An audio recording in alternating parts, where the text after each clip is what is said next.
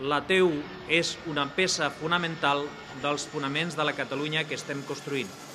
El president de la Generalitat, José Montilla, i el president del govern espanyol, José Luis Rodríguez Zapatero, han inaugurat avui la nova terminal T1 de l'aeroport del Prat, juntament amb el ministre de Foment, José Blanco.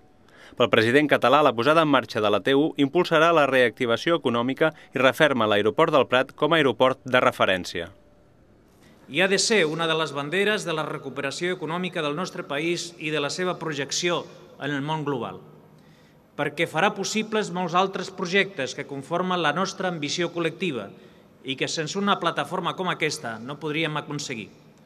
Projectes que tenien aquesta inversió com a condició necessària i moltes altres inversions que avui, per sort, estan en marxa. Les xifres de la T1 són espectaculars. Més de 500.000 metres quadrats de superfície, 101 portes d'embarcament i 12.000 places d'aparcament.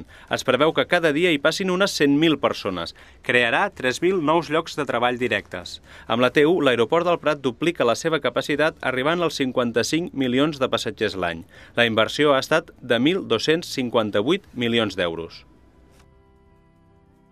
El president també ha destacat que la nova terminal visualitza el compromís del govern espanyol amb Catalunya i que ara és el moment de trobar el model de gestió aeroportuari més adequat.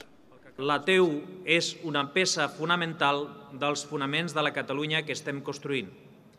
Un referent també dins d'Espanya i més enllà de les nostres fronteres, perquè, com els dèiem començar, aquest aeroport aspira a ser el gran aeroport de la Mediterrània i depèn de nosaltres que ho sigui. La nova terminal, dissenyada per Ricardo Bofill, tindrà el primer vol dimecres a les 6 del matí.